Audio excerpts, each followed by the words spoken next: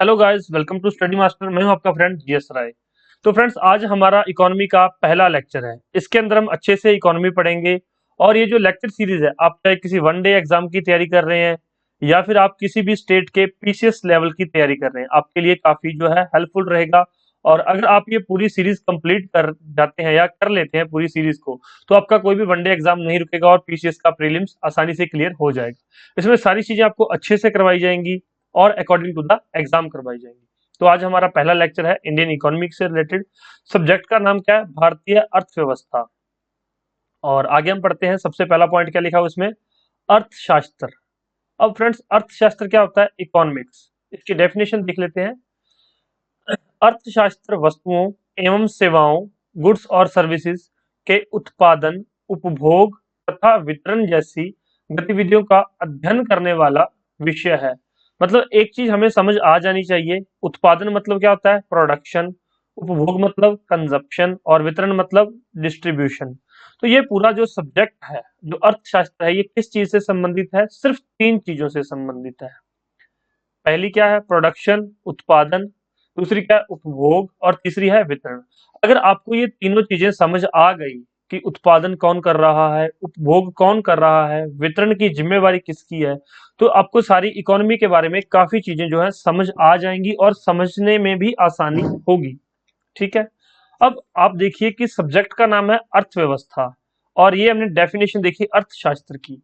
तो भाई दोनों में डिफरेंस क्या है, अर्थशास्त्र और अर्थव्यवस्था?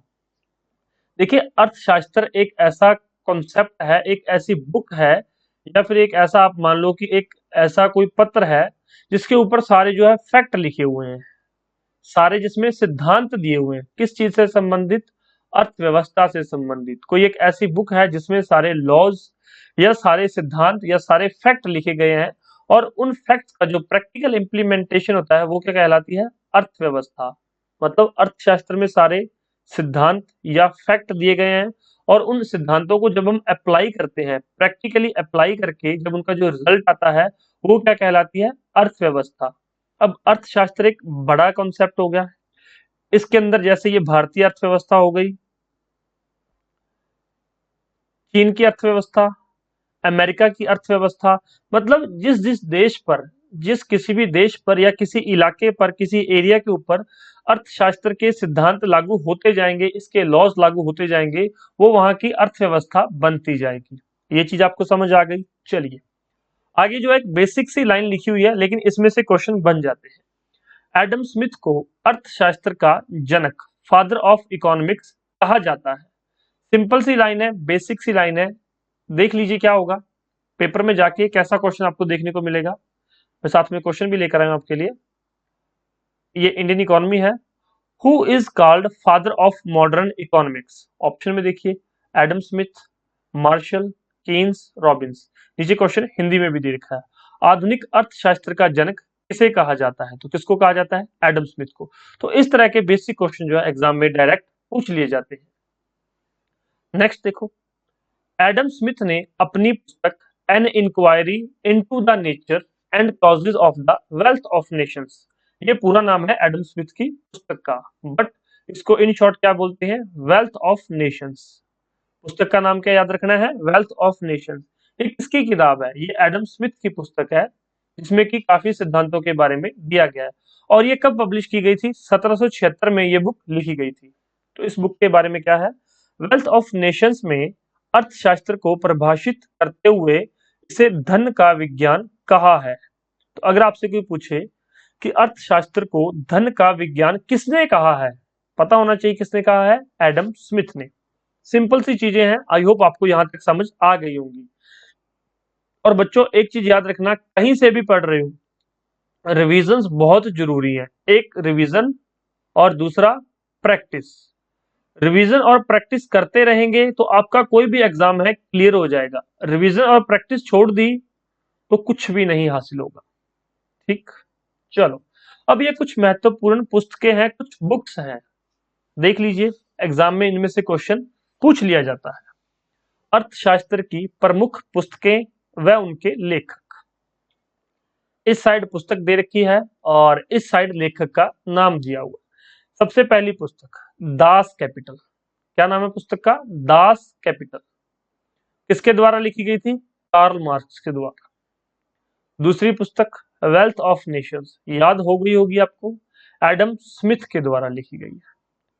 तीसरी पुस्तक foundation of economic analysis, foundation of economic analysis, Paul A Samuelson के द्वारा ये लिखी गई है। कई बार ये पुस्तकों में से मैच द फॉलोइंग, सही मिलान करो का क्वेश्चन भी पूछा गया है, इसलिए ये सारी पुस्तकें आपको याद करनी पड़ेंगी। नेक्स्ट बुक देखिए, general theory of employment, interest and money. इसकी दो पुस्तकें हैं, general theory of employment, interest and money. किसके द्वारा लिखी गई है? जे एम कीन्स के द्वारा। ये पुस्तक काफी बार पूछी गई है, इंटरेस्ट एंड मनी, ये किसके द्वारा लिखी गई है? जे एम कीन्स के द्वारा। नेक्स्ट बुक देखिए, nature and significance of economics, nature and significance of economic science. किसके द्वारा लिखी गई है पुस्तक? एल रॉबिन्स के द्वारा। How to pay for the war, how to pay for the war, J M Keynes के द्वारा लिखी गई है। और principle of economics, Alfred Marshall के द्वारा लिखी गई है। अब ये तो थी सारी पुस्तकें। अब इनमें से अगर आपसे कोई मोस्ट इंपॉर्टेंट पूछ ले तो भाई सबसे पहले है वेल्थ ऑफ नेशंस, ठीक, principal of economics, interest and money. बाकी भूल जाओ तो कम से कम ये तीन याद रख लेना, और चौथी ये दास कैपिटल, ये चार जरूर याद रख लेना, इतना काम कर लेना, ठीक है। एक बार फिर से देख लो, दास कैपिटल कार्ल मार्क्स के द्वारा लिखी गई है, wealth of nation Adam Smith के द्वारा लिखी गई है, interest and money J M Keynes के द्वारा, और principle of economics Alfred Marshall के द्वारा। तो मैं उम्मीद करता हूं कि आपको ये याद हो चुकी होंगी, अदरवाइज नोट डाउन करके याद कर सकते हैं। नेक्स्ट देखिए, अर्थशास्त्र के बारे में देख लिया, कुछ इंपॉर्टेंट बुक्स थी उनके बारे में हमने देख लिया। अब आ गई बात भारतीय अर्थव्यवस्था। आपको मैक्सिमम क्वेश्चन यहां से देखने को मिलेंगे भारतीय अर्थव्यवस्था से। अब देखिए आगे, आर्थिक विकास की दृष्टि से अर्थव्यवस्था को तीन भागों में बांटा जाता है। अब वो तीन भाग कौन से हैं? विकसित अर्थव्यवस्था, अल्प विकसित अर्थव्यवस्था, और तीसरी है विकासशील अर्थव्यवस्था।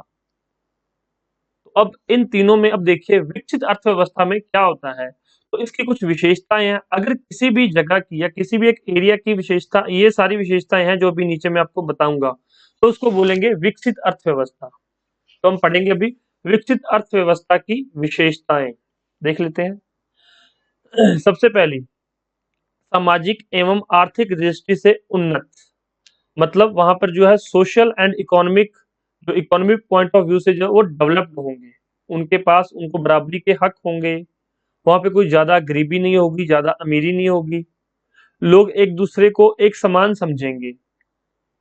दूसरा है उत्पादन एवं उपभोग का उच्च स्तर, मतलब प्रोडक्शन और जो कंजप्शन का लेवल हाई रहेगा, और क्वालिटी भी रहेगी उनके पास। एक तो मतलब अच्छी क्वालिटी खाएंगे और अच्छी क्वांटिटी में। ऐसा नहीं है कि परिवार में चार मेंबर हैं और चार ही यहाँ पर जो है रोटी बनाई गई और चारों ने एक एक रोटी खा ली, ऐसा नहीं होगा।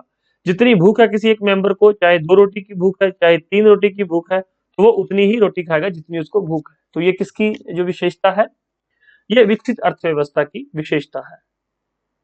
राष्ट्रीय आय एवं प्रति व्यक्ति आय का उच्च स्तर, मतलब नेशनल इनकम और पर कैपिटा इनकम। अब देखो, जब पर कैपिटा इनकम बढ़ेगी, एक देश के अंदर 10 लोग हैं, अगर एक एक आदमी एक एक रुपया कमा रहा है तो टोटल कितनी मनी जो है उसमें कमाई होगी? 10 रुपए लोग कमा रहे हैं।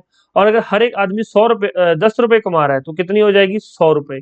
अगर पर कैपिटा इनकम बढ़ेगी तो राष्ट्रीय आय भी बढ़ेगी, ठीक है। तो इसलिए वहां पर राष्ट्रीय आय और प्रति व्यक्ति आय का स्तर उच्च होगा। नेक्स्ट देखो, बचत एवं विनियोग, उनके वो बचत करेंगे और इन्वेस्ट करेंगे, इन्वेस्टमेंट का लेवल भी हाई रहेगा। दूसरा, पूंजी निर्माण की उच्च दर। अब देखो वहां पर काम हो रहा है, सामाजिक आर्थिक दृष्टि से उन्नत लोग हैं, उत्पादन अच्छा हो रहा है, उपभोग बड़े अच्छे लेवल पर कर रहे हैं, तो उनके पास पूंजी निर्माण, पैसा भी बनेगा। नेक्स्ट है निम्न जनसंख्या वृद्धि दर। तो वहां पर जो है उनकी जनसंख्या में जो वृद्धि हो रही है वो क्या कंट्रोल्ड होगी, निम्न जनसंख्या वृद्धि दर, या फिर कम, उनकी जनसंख्या में कम वृद्धि हो रही होगी। ऐसी कौन कौन सी कंट्रीज हैं? America, Japan, Britain, Germany, France आदि विकसित अर्थव्यवस्था वाले देश हैं। आप गूगल पे सर्च करना अमेरिका की पॉपुलेशन, आप हैरान रह जाएंगे कि उससे ज्यादा पॉपुलेशन तो इंडिया में एक स्टेट की है। जितनी अमेरिका की पॉपुलेशन है उससे ज्यादा तो भारत में एक स्टेट की पॉपुलेशन है। इसलिए वो जो है वो विकसित अर्थव्यवस्था है और भारत जो है विकासशील अर्थव्यवस्था है। आगे देखते हैं। दूसरा जो क्या है, अल्प विकसित अर्थव्यवस्था। आई होप आपको चीजें समझ आ रही होंगी। अल्प विकसित अर्थव्यवस्था की विशेषताएं देख लीजिए यहाँ पर। सामाजिक आर्थिक दृष्टि से पिछड़ापन। अब ये उन्नत लोग थे, ये पिछड़ापन है, मतलब भेदभाव करेंगे, जाति में ये विश्वास करेंगे। तो सामाजिक हो गया एक, आर्थिक मतलब अमीरी गरीबी, ये एक दूसरे से पिछड़ापन करेंगे। ये अल्प विकसित अर्थव्यवस्था की विशेषता होती है। उत्पादन एवं उपभोग का निम्न स्तर, मतलब जो चीजें इसकी विशेषताएं थी सेम उसका बिल्कुल अपोजिट, जो ये चीजें लिखी हुई है उसका बिल्कुल अपोजिट यहाँ पर अल्प विकसित अर्थव्यवस्था होगी। राष्ट्रीय आय तथा प्रति व्यक्ति आय का निम्न स्तर, लो लेवल रहेगा नेशनल इनकम और पर कैपिटा इनकम का। पूंजी निर्माण की जो दर है वो बिल्कुल निम्न रहेगी। उच्च जनसंख्या वृद्धि दर, मतलब वहां पर जो पॉपुलेशन कंट्रोल नहीं होगी, पॉपुलेशन डेंसिटी बहुत ज्यादा होगी और पॉपुलेशन बहुत ज्यादा इंक्रीज कर रही होगी। पॉपुलेशन ग्रोथ रेट जो है ज्यादा होगा, वहां पर मैक्सिमम रहेगा। कृषि पर निर्भरता, अशिक्षा तथा बेरोजगारी आदि, मतलब जो लोग अल्प विकसित है वो कृषि पर ज्यादा फोकस्ड रहते हैं, कृषि पर, वो इंडस्ट्री की तरफ ध्यान नहीं देते, वो अशिक्षित लोग होते हैं। बेरोजगारी, कहीं ना कहीं अशिक्षा और बेरोजगारी ही देश को अल्प विकसित अर्थव्यवस्था की ओर धकेल देती है।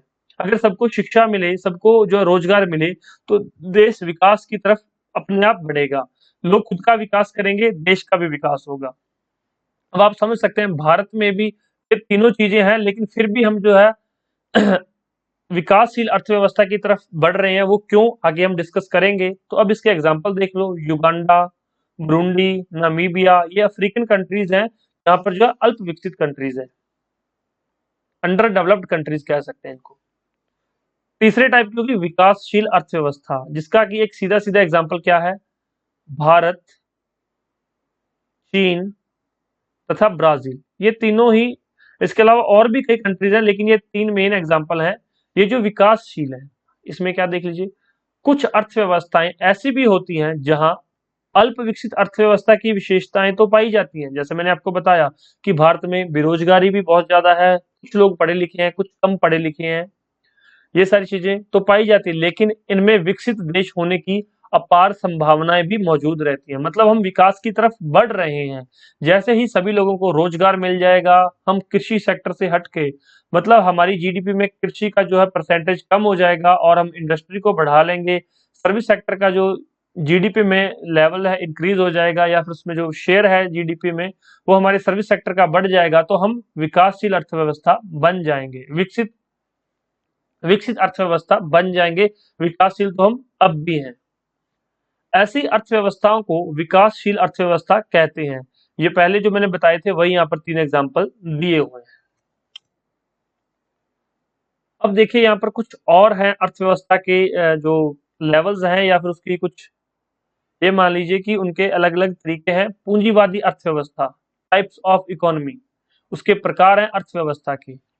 पहली है पूंजीवादी। पूंजीवादी आप समझ सकते हैं, कैपिटल मतलब पैसा, पूंजी का मतलब क्या होता है, पैसा, मनी। कैपिटल का भी मतलब क्या होता है, मनी, सेम होता है, ठीक है।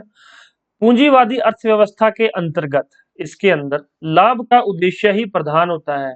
एग्जामिनर क्या क्वेश्चन पूछेगा, लाभ का उद्देश्य ही प्रधान है, निम्नलिखित में से यह किस अर्थव्यवस्था का एक, मतलब कि पूछ लेगा कि किस अर्थव्यवस्था के लिए यह बात या फिर ये जो ऊपर दिया गया लाइन है सही बैठती है।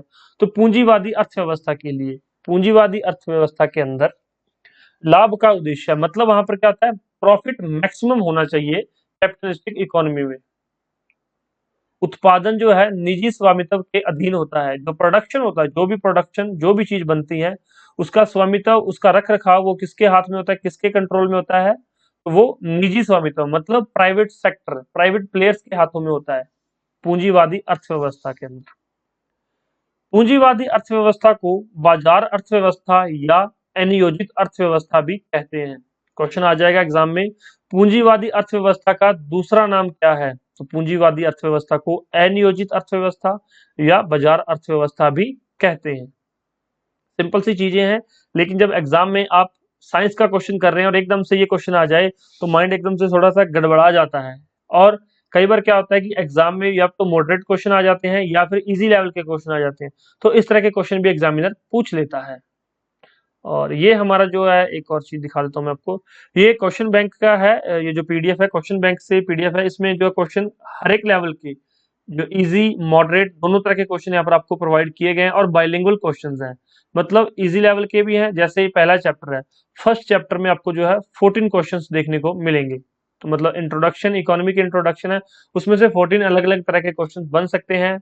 Modern, easy, sorry moderate, easy और टफ, तीनों तरह के यहाँ पर आपको जो है क्वेश्चंस मिल जाएंगे।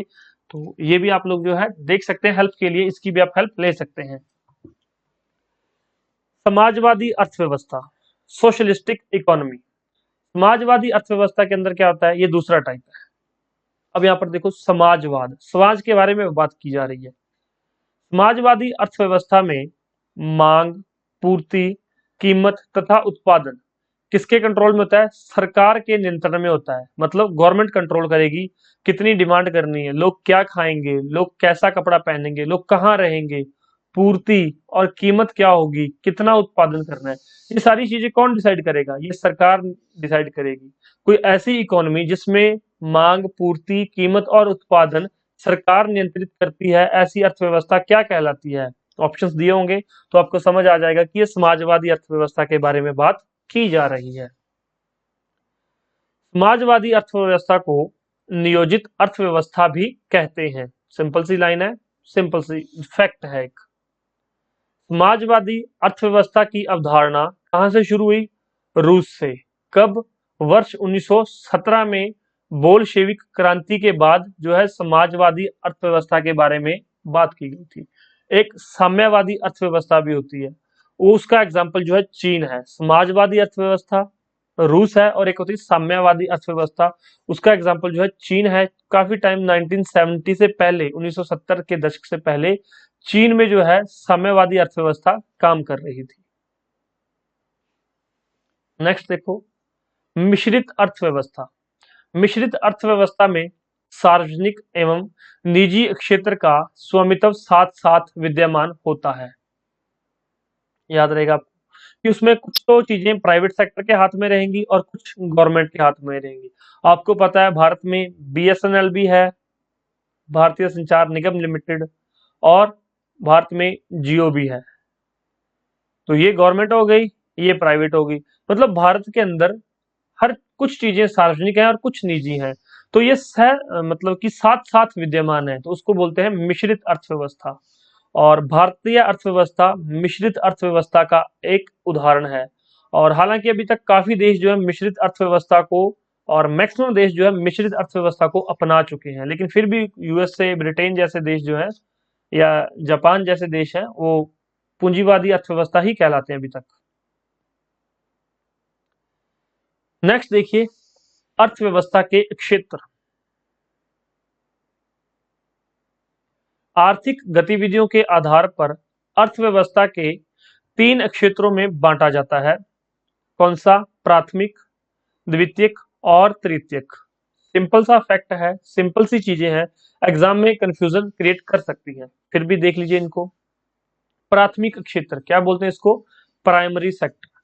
प्राथमिक क्षेत्र में उन उत्पादन इकाइयों को शामिल किया जाता है जो कि प्राकृतिक संसाधनों के दोहन से जुड़ी होती हैं, जैसे कि कृषि, पशुपालन, मछली पालन, खनन और वानिकी। वहां पे आपको दिया होगा खनन व वानिकी किस क्षेत्र के अंतर्गत आते हैं? पता होना चाहिए। प्राथमिक क्षेत्र मतलब जहां से हमें डायरेक्ट रॉ मटेरियल मिलता है, कृषि से हमें डायरेक्ट रॉ मटेरियल मिलता है। खाने के लिए फल और सब्जियां हमें कृषि से डायरेक्ट मिलती हैं। पशुओं से दूध मिलता है, मांस मीट मिलता है, मछलियों से हमें मीट प्राप्त होता है। खनन से, वानिकी से हमें फॉरेस्ट से बहुत सारी चीजें प्राप्त होती हैं। खनन से बहुत सारी चीजें निकलती हैं। तो इसको क्या बोलते हैं? प्राथमिक क्षेत्र। मतलब डायरेक्ट जो हम चीजें, संसाधन जो है प्रकृति से लेते हैं, डायरेक्ट नेचर से हम कोई चीज ले रहे हैं, तो वो कौन सा सेक्टर हो गया? Primary sector. अब है द्वितीयक क्षेत्र। क्या बोलते हैं इसको? Secondary sector.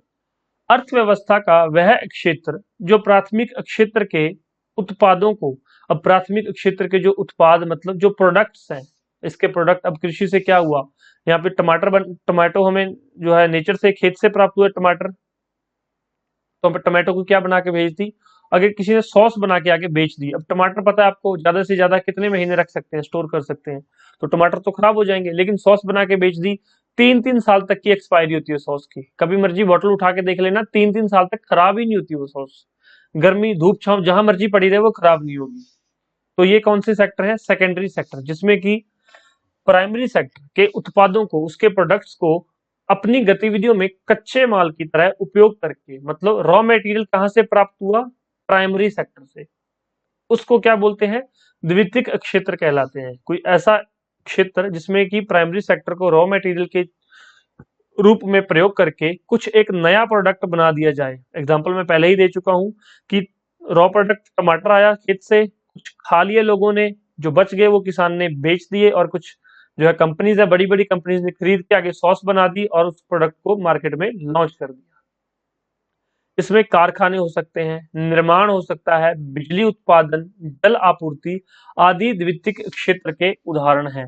ये यहाँ पर जो 4 एग्जाम्पल्स लिखे हुए काफी इंपॉर्टेंट है। ये 4 एग्जाम्पल्स सीधे पूछ लेता है कि इनका संबंध किस क्षेत्र से है। जैसे कि बिजली उत्पादन, जल आपूर्ति, ये पूछा गया है जल आपूर्ति का संबंध किस क्षेत्र से है।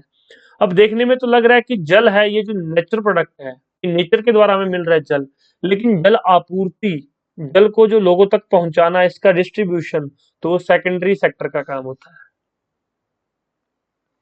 द्वितीयक क्षेत्र को और क्या कहते हैं? औद्योगिक क्षेत्र भी कहा जाता है, इंडस्ट्रियल सेक्टर भी कहा जाता है। आगे है तीसरा क्षेत्र, तृतीयक। तृतीयक क्षेत्र को सेवा क्षेत्र भी कहते हैं। तृतीयक क्षेत्र में विभिन्न सेवाएं प्रदान करने वाली इकाइयां शामिल हैं, जैसे कि परिवहन, ट्रांसपोर्ट बोलते हैं, शिक्षा, बैंकिंग, बीमा, होटल, चिकित्सा, पर्यटन, सरकारी प्रशासन, वित्त इत्यादि इसके उदाहरण हैं। तो भाई तीसरे सेक्टर में क्या क्या चीजें होती हैं? सेवा क्षेत्र में सर्विस सेक्टर बोलते हैं, तीसरे क्षेत्र को क्या बोलते हैं?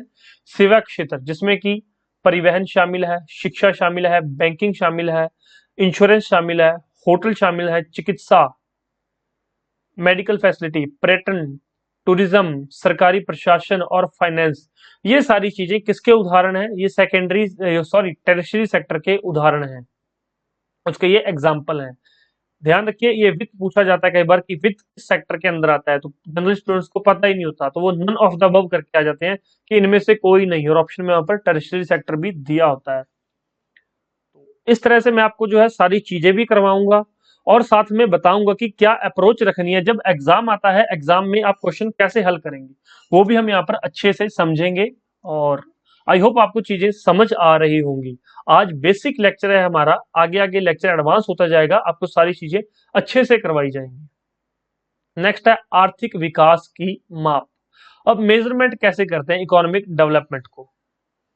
आर्थिक विकास की माप और आर्थिक विकास की तुलनात्मक, मतलब कंपैरिजन, स्थिति को ज्ञात करने की प्रमुख यहाँ पर 3 विधियां हैं, 3 मेथड है, 3 मेथड्स।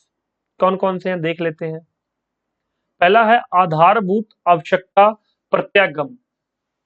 अब यहाँ पर आपको थोड़ा सा ना, ये जो इसकी वर्डिंग है ये टफ लग रही होगी कि आधारभूत आवश्यकता प्रत्यागम, थोड़ा सा इसको इंग्लिश में कन्वर्ट करके देख लो, बेसिक नीड्स,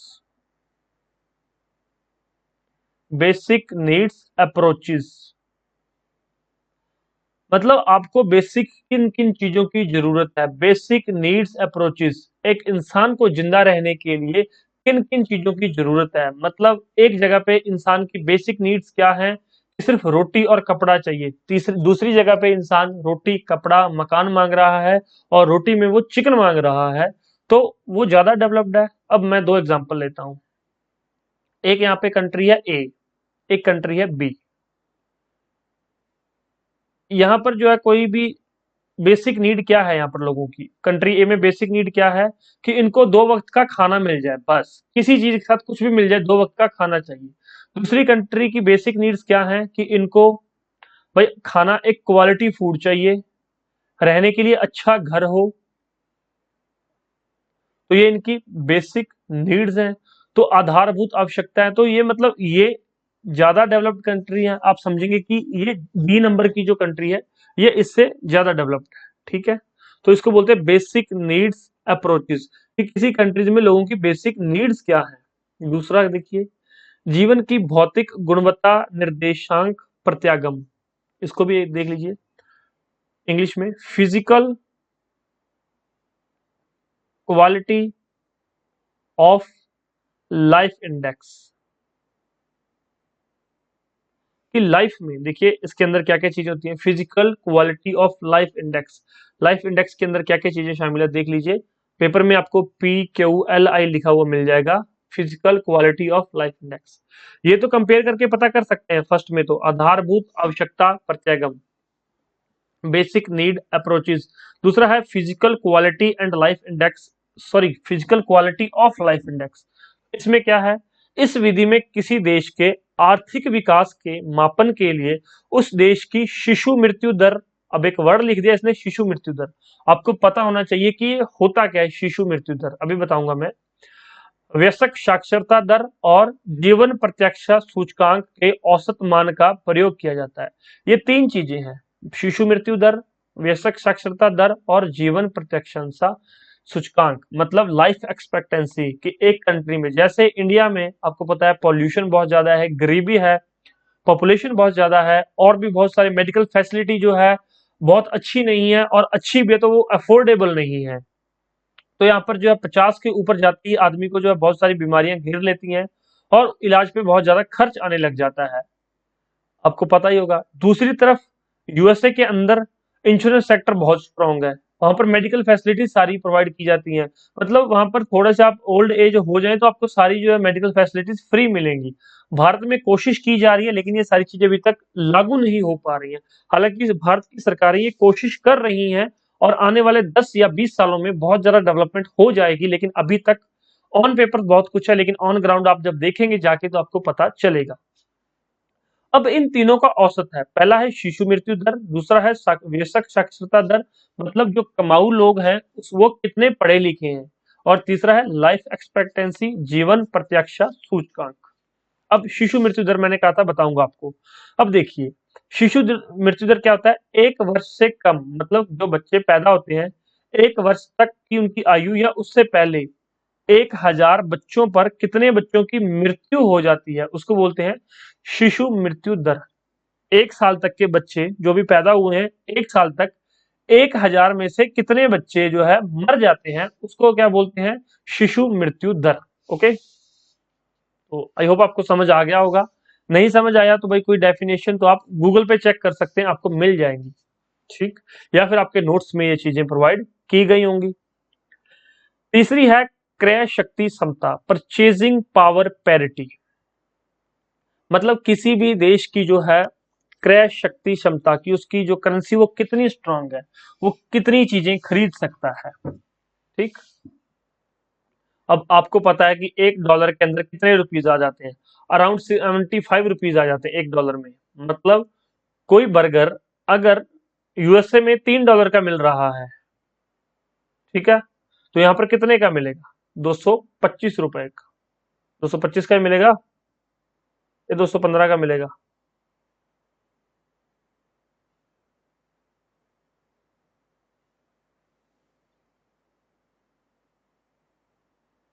तो $3.75 हो जाते हैं। ठीक है, तो 225 रुपए आपको जो है मिलेगा। लेकिन अगर ये बर्गर अगर डायरेक्ट इंडिया से ले रहे हैं तो 45 रुपीज का मिलेगा। मतलब अगर कंपैरिजन करने में परचेजिंग पावर पैरिटी, जब इस तरह की दूसरी कंट्रीज के साथ कंपेयर करते हैं उसको बोलते हैं क्रय शक्ति क्षमता। देखिए यहाँ पर इस विधि का सबसे पहले प्रयोग अंतरराष्ट्रीय मुद्रा कोष द्वारा वर्ष 1993 में किया गया था। तो सबसे पहला प्रयोग जो है परचेजिंग पावर पैरिटी का कब किया गया था? 1993 में। अब इसमें एक और चीज आ गई, अंतरराष्ट्रीय मुद्रा कोष। अब भाई ये बखेड़ा खड़ा हो गया। अभी एक एग्जामिन ये जो क्या कर दिया, अभी एक लाइन लिख दी यहाँ पर, मैंने लिख दिया यहाँ पर अंतरराष्ट्रीय मुद्रा कोष। अब ये है क्या? International monetary fund. इसके बारे में आगे हम बहुत डिटेल में पढ़ेंगे, मैं सारी चीजें पढ़ाऊंगा। लेकिन अब आपके लिए यहाँ पर इंपॉर्टेंट क्या हो जाता है, भाई इसकी स्थापना कब हुई थी? आईएमएफ की स्थापना, अंतरराष्ट्रीय मुद्रा कोष कब बना था? एग्जामिनर आपसे ये पूछेगा। तो भाई 27 दिसंबर 1945, 1945। याद कर लो इस डेट को कि आईएमएफ की स्थापना हुई थी 27 दिसंबर 1945। ठीक है, ओके। तो इस विधि का सबसे पहले प्रयोग अंतरराष्ट्रीय मुद्रा कोष के द्वारा किया गया था और 1993 में किया गया था। विभिन्न देशों के रहन सहन के स्तर की तुलना के लिए वर्तमान में विश्व बैंक द्वारा पीपीपी विधि का प्रयोग किया जा रहा है। पहले अंतरराष्ट्रीय मुद्रा कोष ने 1993 में स्टार्ट किया था। अब इसमें विश्व बैंक जो है इसका प्रयोग कर रहा है कि डिफरेंट डिफरेंट कंट्रीज, विभिन्न देशों, जैसे ये मैंने यहाँ पर आपको दो देशों का कंपैरिजन करके दिखाया, इस तरह से ये काम वर्ल्ड बैंक करता है। अब भाई आप थोड़ा सा काम कर लीजिए, वर्ल्ड बैंक के बारे में जाकर थोड़ा पढ़ लीजिए। बताने को सारी चीजें मैं आपको यहाँ पर बता दूं, लेकिन थोड़ा सा आपको भी हैबिट होनी चाहिए कि सर ने कोई होमवर्क दिया है, वो हमने होमवर्क करना है। वर्ल्ड बैंक के बारे में जाकर पढ़िए, वर्ल्ड बैंक की स्थापना कब हुई थी, इसके पार्ट कौन कौन से। हालांकि आने वाले लेक्चर्स में मैं सारी चीजें आपको करवाऊंगा, IMF, world bank, IDB, Asian bank, सारी चीजें मैं आपको करवाऊंगा। ठीक है, और इसके बाद आपको अगर paid study material, notes, test series या क्वेश्चन बैंक, ये जो मैं आपको यहाँ पर ये क्वेश्चन दिखाए थे आपको, ये क्वेश्चन बैंक का ही एक पीडीएफ फाइल क्वेश्चन बैंक से ली गई है। ये क्वेश्चन बैंक आपको अगर चाहिए तो आप इनमें से किसी भी चीज को परचेज करने के लिए आप हमारे ये व्हाट्सएप नंबर कॉन्टैक्ट है, इस पे कॉन्टैक्ट करके जो है सारी डिटेल ले सकते हैं। चाहे आपको स्टडी मटेरियल चाहिए हो, चाहे नोट्स चाहिए हो, या क्वेश्चन बैंक चाहिए हो, तो आप इस नंबर पर व्हाट्सएप करके जो है सारी डिटेल ले सकते हैं।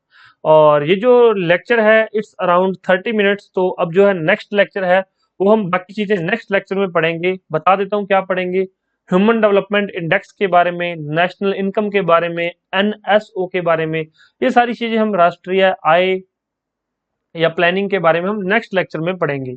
तो till then bye bye, take care.